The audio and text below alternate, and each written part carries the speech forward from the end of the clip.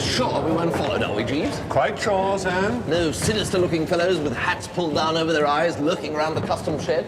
Only the customs officers, sir. Good Lord, Jeeves. Look at the size of that boat. I think the crew will be grateful if you refer to it as a ship, sir. Really? Touchy about that, are they? The vessel has, after all, a gross displacement of 43,450 imperial tons, sir. And the turbines allow him 52,000 shaft horsepower at the touch of a lever, sir. Well, well, well. Added to which, sir, she draws 38 foot in the water and is capable of maintaining a service speed. I think that's enough about the technical side of things, Jeeves. Very good, sir. Your stateroom, sir? Ah. Sure. I say, Jeeves, this is something like what? You approve, sir? I should jolly well think I do approve, yes. There's just one thing. Where do I sleep? In here, sir. Good Lord, Jeeves. And I thought it was going to be some sort of cupboard affair with you having to clamber up onto the top bunk. The poor people do travel in such a style, I believe, sir.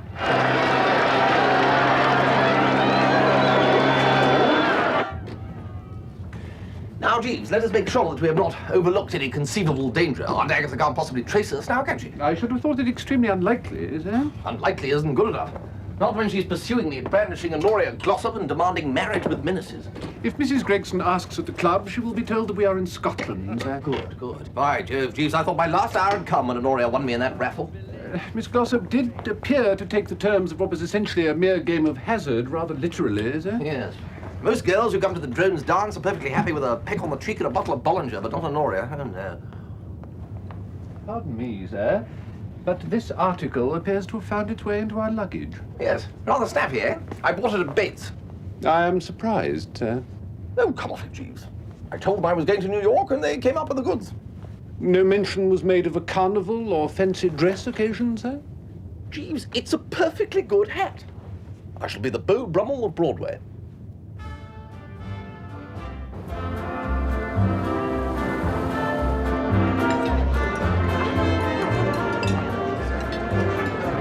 Of course, it is a great honor for me to command such a magnificent ship. Ah, oui. Oh, you speak French, Monsieur Wooster. Oh, c'est extraordinaire ces jours-ci de trouver un Anglais qui parle une autre langue. Ah, oui.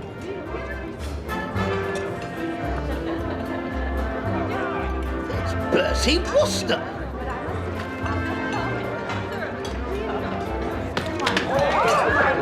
Mais qu'est-ce que c'est que ça? Bertie! Tuppy! This is not the sort of behavior we allow on this ship. Who's the chap in the fancy dress? Oh, he's the captain. Nice fellow. Speaks very good French. Look, I'm terribly sorry, senor. Quel fromage and all that. That'll hold him. They love it when you speak the old lingo. So, Bertie, what are you doing here? Well, likewise, old Fizzgig. Yeah, just business, you know. Business? Don't say you've broken the habit of a lifetime and actually found a job, Tuppy. No, I'll tell you what it is. You know how your Aunt Dahlia is always on about me working and earning a living and being able to support Angela after we get married and all that sort of stuff. Yes, well, aunts are like that, of course. I was saying to Jeeves only the other day. Well, I met this fellow at the Bottled Oyster, and he was telling me about this wonderful American car of his. Well, of course, I know quite a bit about cars, so I went outside to take a look. And he was right. An absolute corker. Look. Very snazzy. It is, isn't it?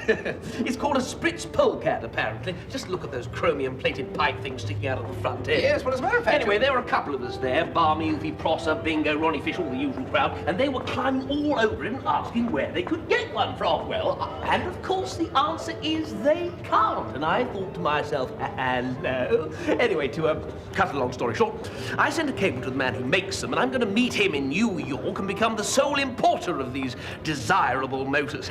There's a fortune in it, Bertie. Don't you have to buy these cars before you can sell them? Oh, that's the clever bit, you see. Barmy's given me the money to get him one, and he's agreed, well, sort of, that I can use it to show prospective customers for a week or two and get some more orders.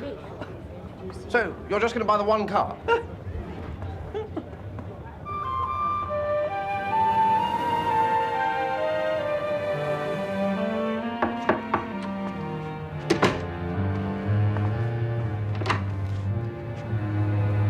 Mr. Wooster. Who should I say? I'm Lady Malvern. This is my son. What-ho? Oh, you're Mr. Wooster. That's the chap. I was surprised to see your name on the purser's list. Your aunt had told me that you were in Scotland. Ah, well, yes, this is meant to be a surprise. Ah, well, now look, this is my son, Wilmot. What-ho, Wilmot? Hello. I think you two are going to be great chums. Oh, rather. I shall be busy on my book for most of the trip, so I shall rely on you to keep young Wilmot out of mischief. He's a strict vegetarian and a teetotaller, and is devoted to reading. Give him a nice book, and he'll be quite contented. Thank you so much.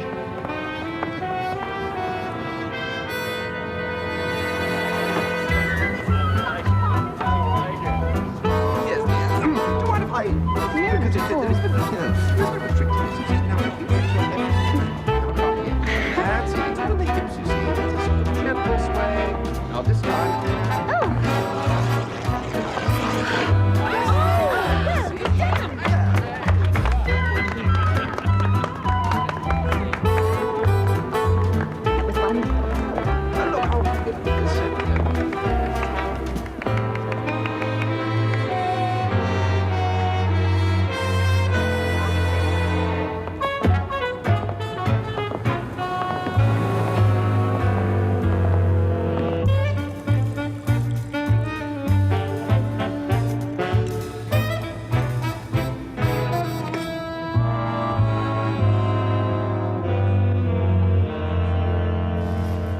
Limpets, Jeeves?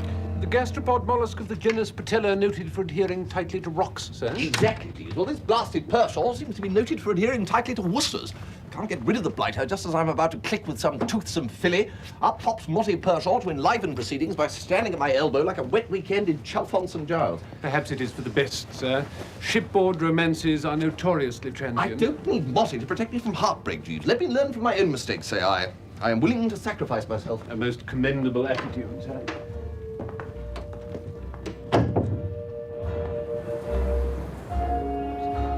Oh, my Lord. You haven't met Wilmot Pershaw, have you? Isn't his mother that woman that spent the weekend in Rio and wrote that book, Whither Brazil? That's the one. What-ho, Motty? What-ho, Bertie? Have you met Tuppy Glossop? What-ho, Tuppy? What, hell? Mother doesn't like me saying that. What? What-ho. She doesn't like me whistling either. Really? Or putting my hands in my pockets. I say, Motty, isn't it way past your bedtime? Yes, I know. I was just going now.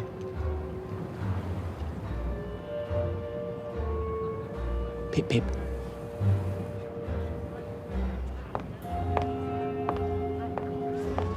He's also a teetotaller. Good Lord. Still, one more day and he'll be off my hands.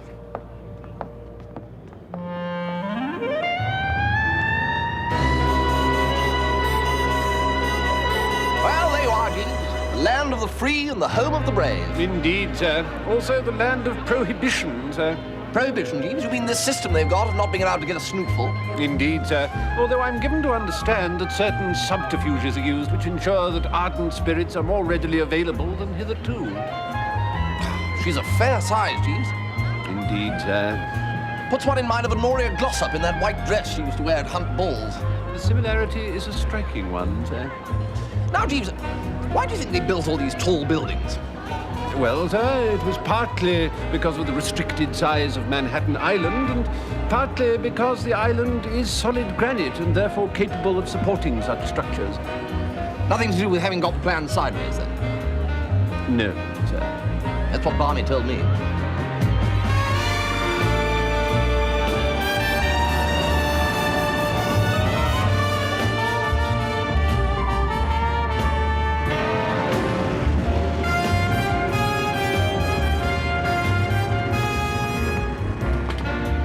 Pardon me for saying so, sir. Mr. Fungi Phipps is not noted for his architectural expertise. True, Jeeves, true. Apartment 51, please. Mr. Wooster is the new tenant there, and I'm his manservant, Jeeves. Apartment 51 it is. You gentlemen got some visitors. There you are, you see, Jeeves. The natives are friendly, a welcoming party already. You his what? His manservant, his gentleman's personal gentleman, his valet. What kind of dough you get for a job like that? I'm not at liberty to divulge that information. I can only say that the remuneration is ample. Yep. Remuneration? Divulge? Where on earth have you been, Mr. Wooster?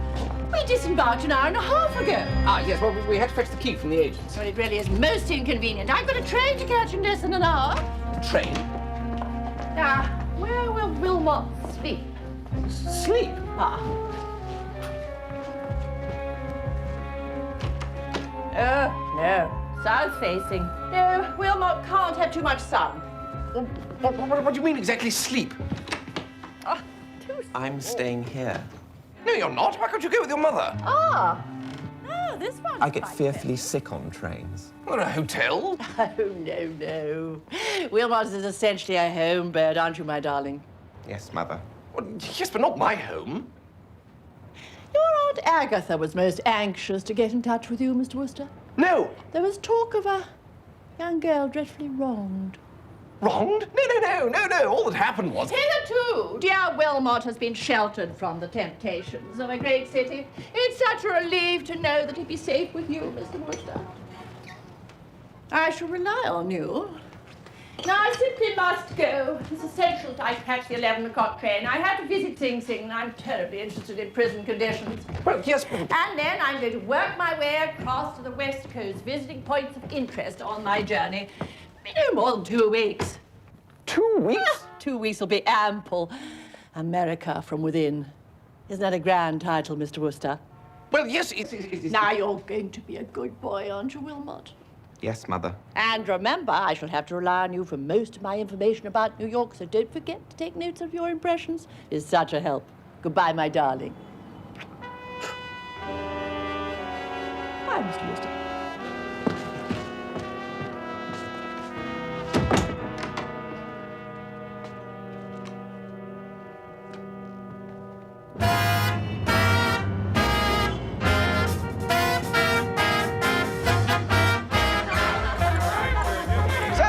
Left in charge of the pill. Pill?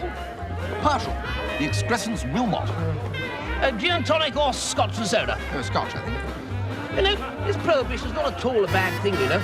I've never really liked afternoon tea before. Oh, do buck up, Tuppy. Well, I'm nervous. You'll be nervous if you have to meet a total stranger tomorrow and have to try and persuade him you're an expert on cards. Well, you were an expert on cards.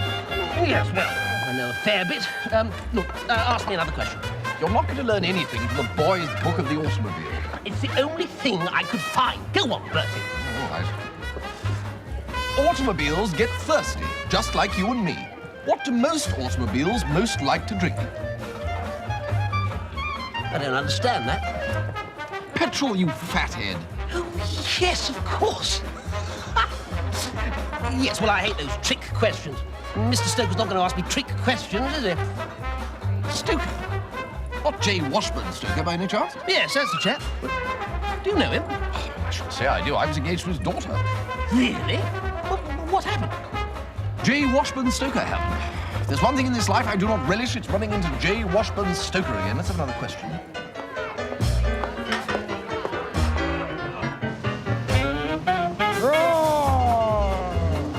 Roar, old Lion City, roar!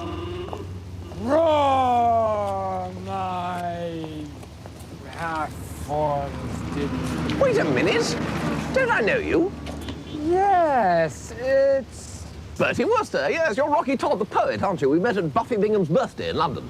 Buffy Bingham? Yes, not to be confused with Beefy Bingham, who's his brother, but you can easily tell them apart because Beefy wears his collar back to front, unlike Buffy. Well, anything but. I remember. We went to that really great club of yours. That's right, and this is Tuppy Glossop. You met him there, too. Yes, I was the one with the firework in my hat. Oh, sure, Tuppy, sure. Hey, this is great. I thought you never came to New York. Oh, this is the first time in 6 months. I just came to visit my publisher. Well, why don't we all go and get some dinner? Brother? Great idea. Hey, wait a minute. Din of the city. City without pity. This is good.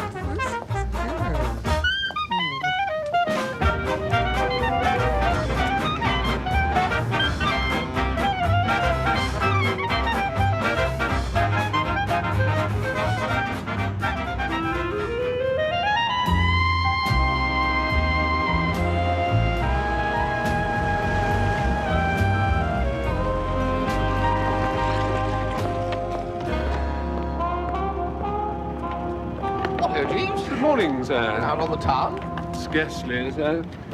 Lord Pershaw ran out of money, sir, and the establishment responsible was holding him hostage for the bill. Good Lord, Jeeves, what on earth's the matter with him? Has he had some sort of dashed fit or something? Jeeves, someone's been feeding him meat. Sir? He's a vegetarian, you know. Probably been digging into a steak or something. We'll fetch a doctor. I hardly think that will be necessary, sir. Oh, Jeeves, you don't think he's under the sauce, do you? I fear so, sir.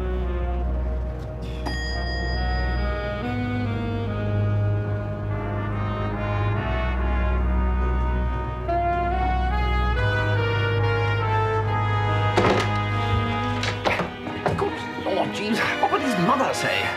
One does not like to contemplate it, sir.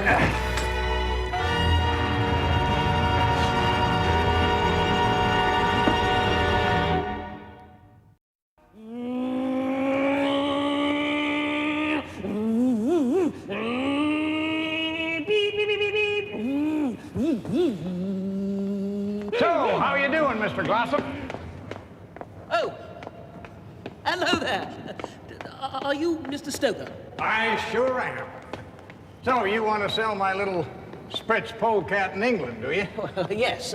Well, what I'd like to do... You know, my daughter's going to marry an Englishman. I don't suppose you know him.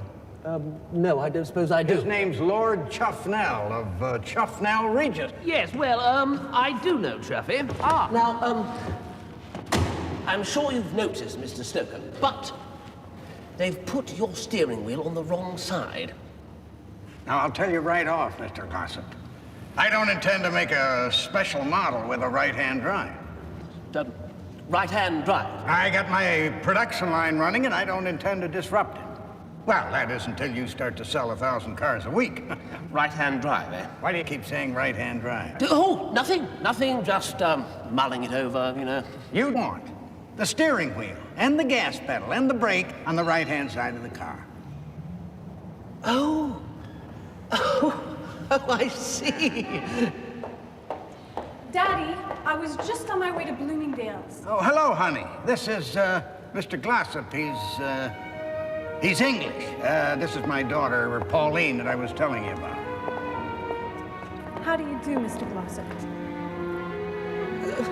Are you over here on business?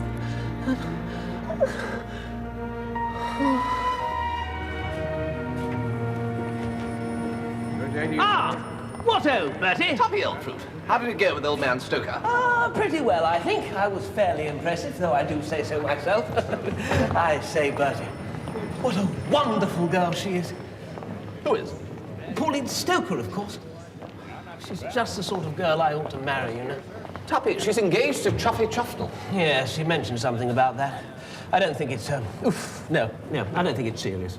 My dear old Tuppy, one cannot just ignore the fact that a girl is engaged to be married to a chum, and what's more, a fellow drone. Can't one just?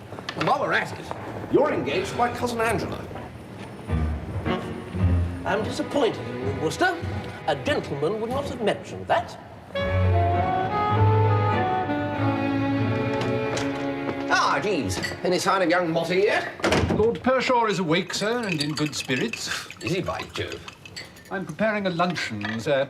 Lord Pershaw expressed a desire for sustenance not entirely satisfied by porridge, scrambled eggs, 5 rashers of bacon, mushrooms, toast, and marmalade. Good Lord, Jeeves. The man must have the constitution of a yak. Precisely the ruminant I had in mind, sir. Come in.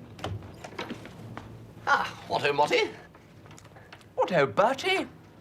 You, ate something last night that disagreed with you, did you? No, nothing of the kind. I drank too much. Much too much. Lots and lots too much. And once more, I'm going to do it again. I'm going to do it every night.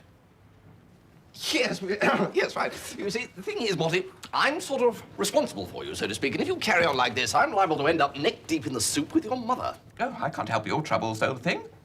This is the first time in my life I've had the chance to yield to the temptations of a great city. Well, yes, but Motty... Don't think. All my bally life I've been cooped up in the ancestral home in Much Middlefold in Shropshire. Until you've been cooped up in Much Middlefold in Shropshire, you don't know what cooping is. This is my only chance to assemble a disreputable past, and I'm going to take it. He seems to have chucked every principle of a well-spent boyhood and got it right up his nose. It is often the way, sir, when the shackles of familial piety have been loosened. I can see nothing for it, Jeeves. I shall have to stick with him. Try and keep the gaiety under some sort of control. Very good, sir. Lord Pershaw is dressing now, sir. He seems anxious to get out, as he puts it, on the tiles. Oh, good grief, Jeeves. Hat, then. Very good, sir. No, Jeeves, my American hat. Very good, sir.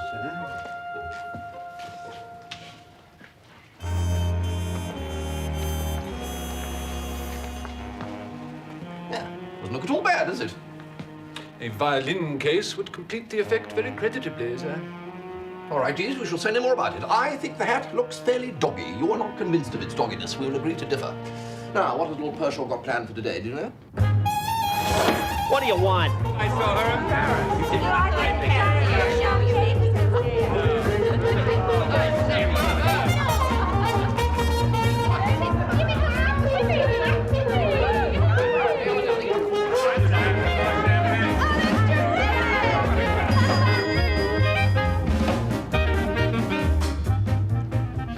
Sure, it's kind of late to be coming home, sir. Ah, yes, well, you know how it is. No, sir, I don't, Mr. Wooster. Praise be, I don't.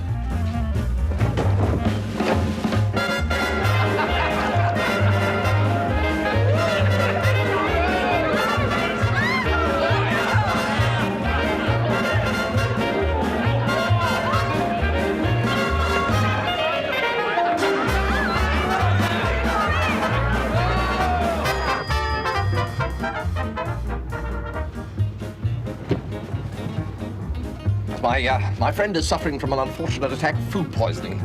Did I say anything, sir?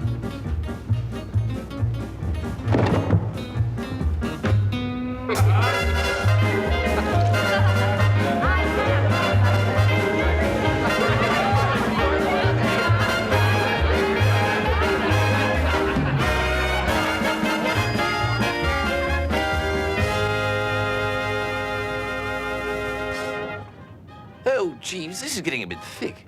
Indeed, sir. I can't take much more of this, Jeeves. It is hard, sir. I can hear music, Jeeves. Of a kind, sir. Lord Pershaw informed me that he brought home a few friends last night.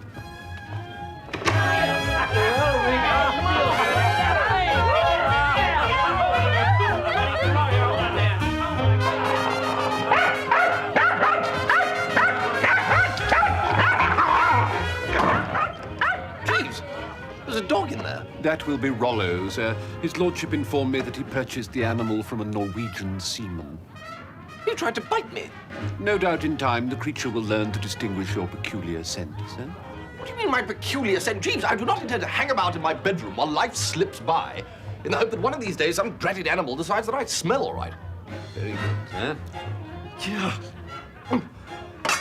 Jeeves, I've decided. I'm going away this afternoon by the next train. You remember Mr. Todd, Jeeves? No, sir. Yes, you do, Jeeves. Very good, sir. He's a poet. Anyway, I met him again the other night with Tuppy, and he invited me to go and stay with him at Long Island, so that's what I'm going to do. I'm going to get some peace and quiet if it's the last thing I do. So you'd better get along to Western Union, send him a telegram warning him to put the fatted calf on gas mark 6. Very good, sir. Do you wish me to accompany you, sir? I think not, Jeeves. You'd better stay behind to ensure that Motti doesn't burn down the old homestead. As you wish, sir.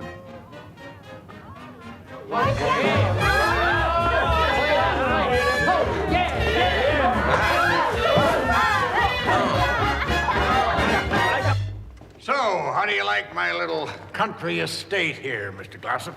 Little? I wouldn't call it little. I mean, well, you've got everything. A swimming pool, a tennis court, stables. Well, you know, we like to keep ourselves busy.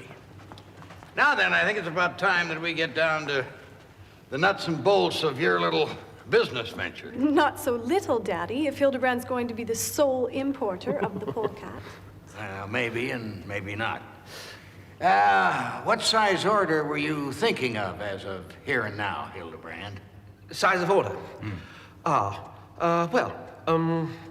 Hildebrand obviously hasn't come all this way just to buy 1 or 2 cars, Daddy. Sure. How many? Well, obviously not just, They come cheaper by the dozen, I suppose, like eggs. Well, obviously, the more cars you buy, the better deal you get. Well, let's start off with 4. 4? 4 dozen, Daddy.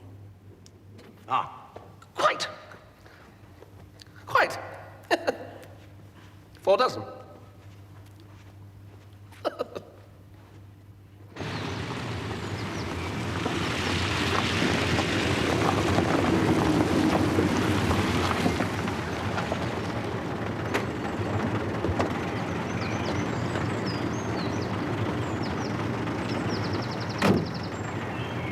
Where's the house? I haven't seen a light for 20 minutes. Up the track there. Oh, is it far? Just to the end of the track. Good night.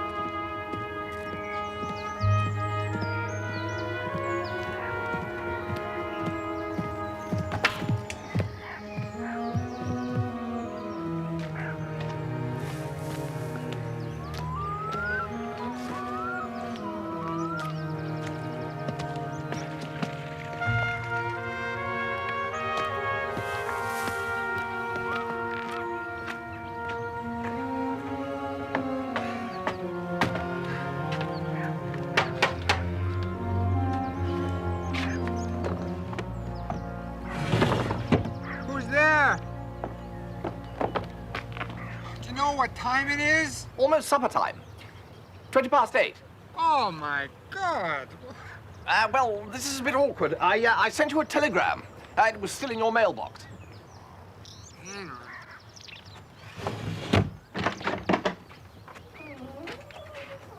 Who is that? Bertie Wooster.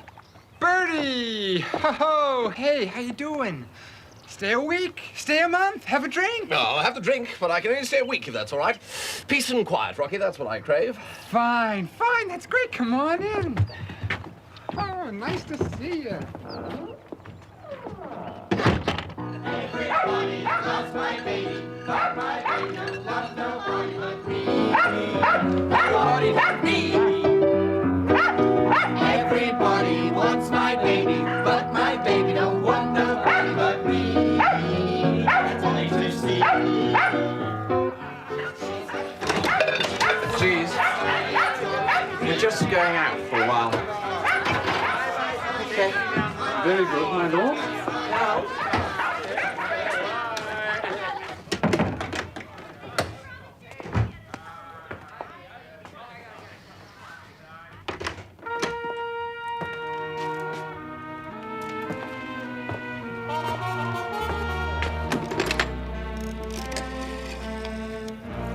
Operator. Get me the police.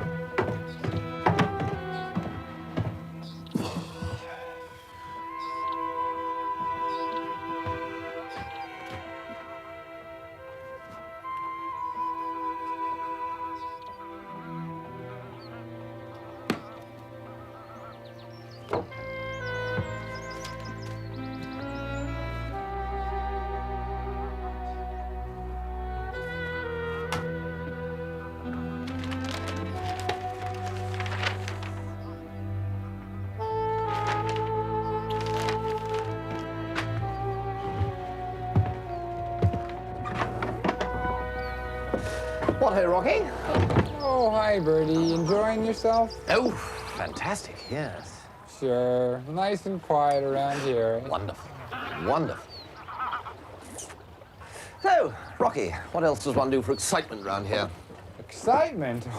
Oh, you ought to be here in the winter. We get pretty high winds around here in the winter. Blowing the snow off the trees, blowing the...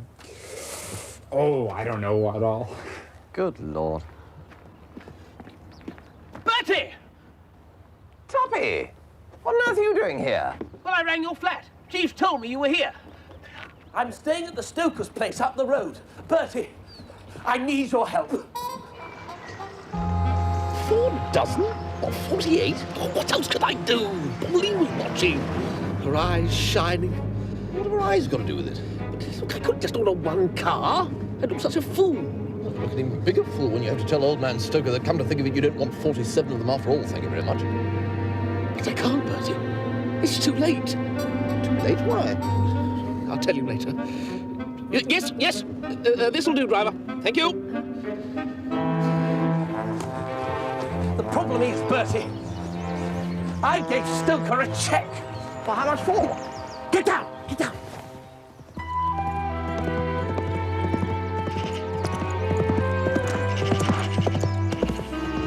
Oh, Pauline, isn't you wonderful, Bertie? How much was the check for, Tuppy? $57,000. $57,000? That's about £10,000. I know that. £10,203, 14 shillings and 4 pence. Get down, get down. Oh, now what? I'm not a dirty mole, you know. No, I know that, but you can see the house from here. Very nice. Now, that's my room, 2nd floor, 1, 2, 3, yes, 3 along from the left. Oh, why don't you put an X underneath it? Now, we're all going to be out at dinner this evening, so the house will be empty. So, if you think I'm going to risk my neck breaking into J. Washburn Stoker's house to steal back your dratty check, then you are suffering from one of the more dramatic forms of brain fever. The last time I had any social contact with Stoker, he was going to kick my trousers up through my hat. And then I hadn't even thought of burgling his house. I was only engaged to his daughter. Bertie, it couldn't be simpler. Now, I'll keep my window open. I know how to turn off the burglar alarm, and it's the servants' night off. Couldn't be simpler.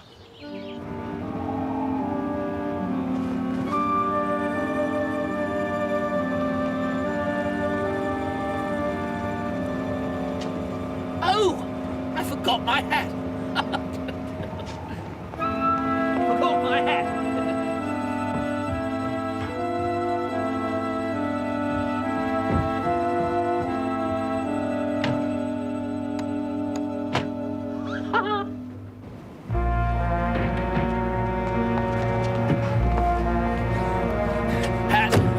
Got the hat.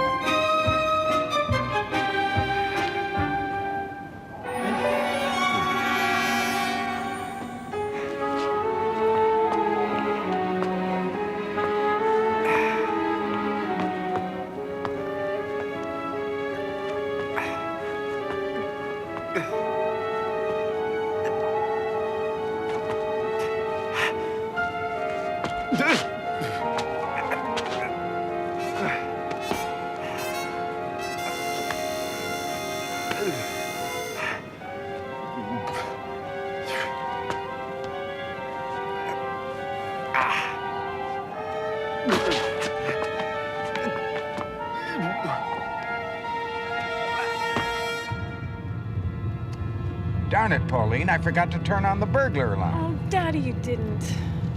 We'd better go back. We can't. We're late already. There aren't any burglars in West Neck anyway. Keep going. Yes, ma'am.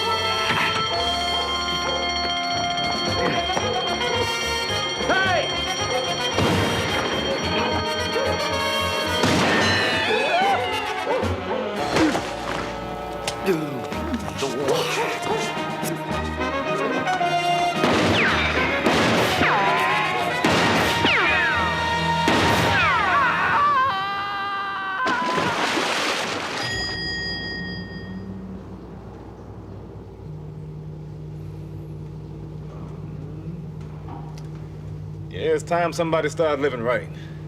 Because somebody is starting to look a little worn, if you know what I mean.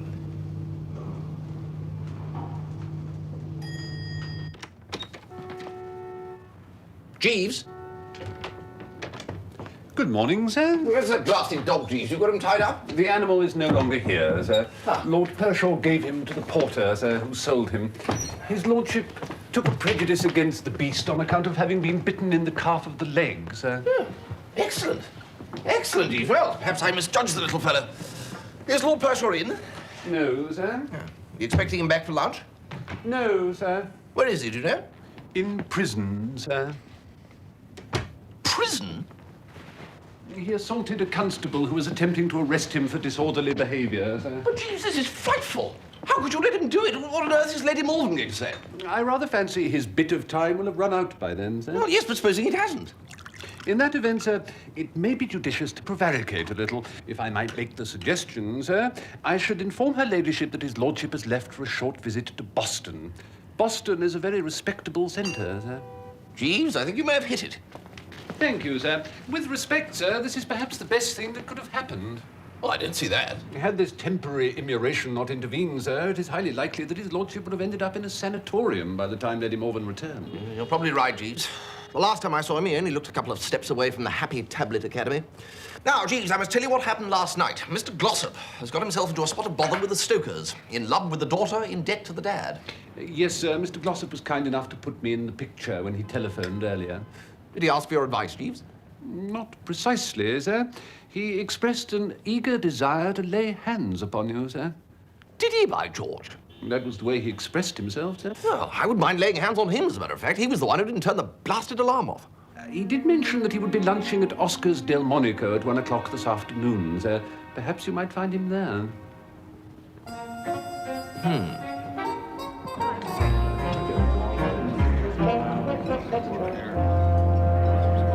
So there you are, you blighter. Be a blighter. You're the blighter. You didn't get that blasted check. You didn't turn the blasted alarm off. I did. It's just that Stoker forgot to turn it on, so it was off. So when I turned it off, I turned it on. What? I thought Stoker had turned it on, but he hadn't. He turned it God, here's Stoker. What am I going to do, Bertie? If he cashes that check, I'm... Bertie? Hello, Hildebrand. Hello, Pauline. Mr. Stoker, do sit down. Would you care for a dry martini before we order lunch? Mr. Stoker? I'll have a bourbon and branch water, please. Yeah, waiter. The gentleman would like, what's it called? Oh, yes, a pot of coffee. Well, Mr. Glossop, I I suppose this lunch is to celebrate our little business deal. Well, in a sense, yes. How dare you? What? What's the matter, Pauline?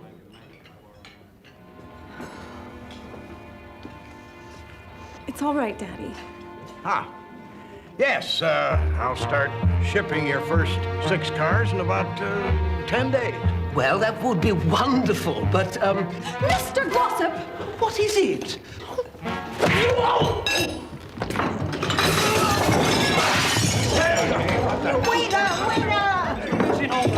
the hell is going on here? And who the blazes is that? You! Can't you keep your table in order? Push off! Waiter, why do you let these poor folks in here? Poor? It's Bertie Wooster. Well, well, well. Well, yourself, old fruit. Gossip! What was that man doing under our table? Don't be silly, Daddy. It's Bertie Wooster. I know perfectly well who it is, Pauline. I'm not likely to forget your ill-judged engagement to him. What ho, Mr. Stoker? Here we are again, what? Just what were you doing under our table? Well, I was just looking for a spoon. That is, an old chum. An old chum? Yes. Well, let me tell you something, Mr. Glossop. I do not intend to be in business with anybody who is an old chum of Mr. Wooster. That's not fair, Daddy. It's not Hildebrand's fault that he knows Bertie. I'm not in the business of being fair, Pauline. I am in the business of making money and protecting my family's good name. Oh, he's tearing paper now. Your check, Mr. Gossip. And if you came to me on bended knees and begged me to accept another one, I would spurn you. You got that? Spurn you! Come on. Well, I got rid of him. Bye, Bertie.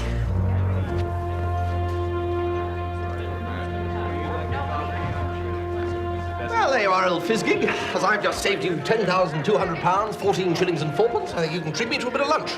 She's gone, Bertie. The only woman I've loved. Yes, got a useful right hook. I'll never see her again. The bouillabaisse is rather good here, I've heard. They don't do any soft-shell crab, do they?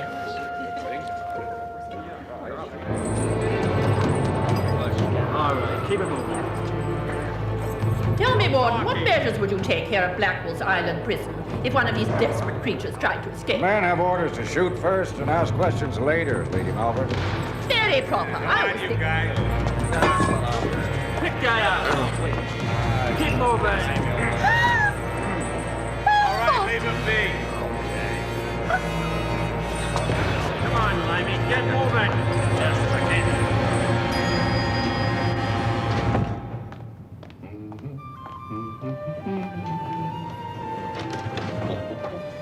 Jeeves! Jeeves?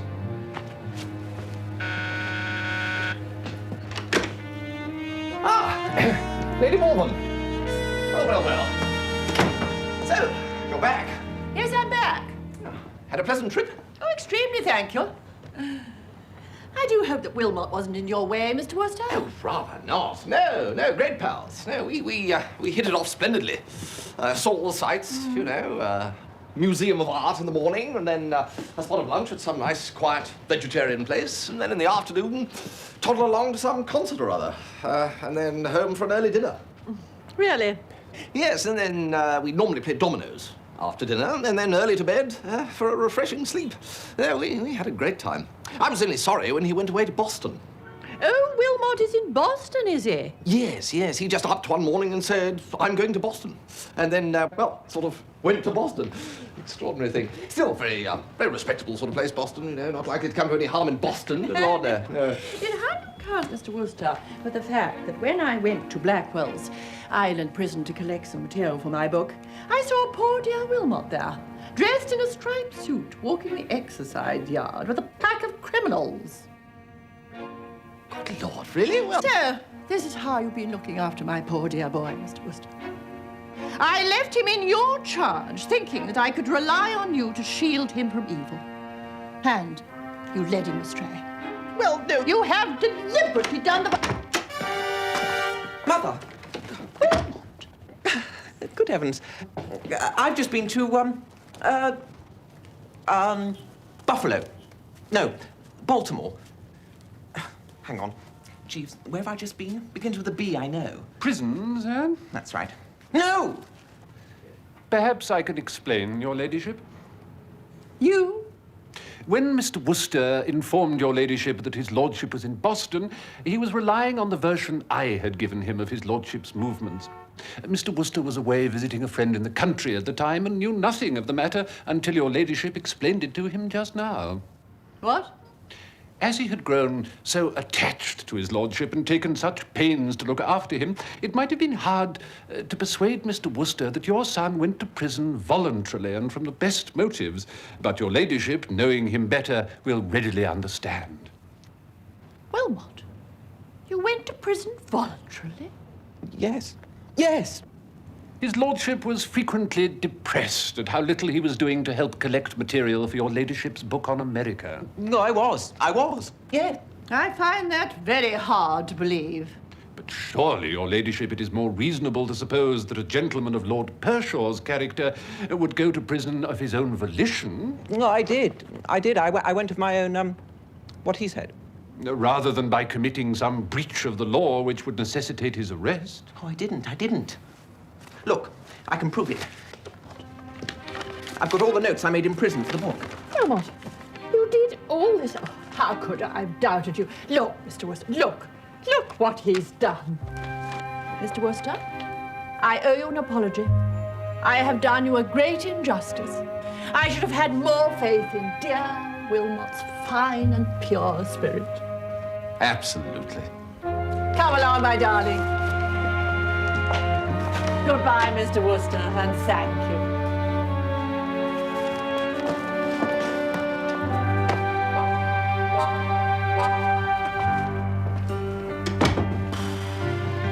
Jeeves, you are a lifesaver. Thank you, sir. You made sure that the Stokers met me with Tuppy, too, didn't you, Jeeves?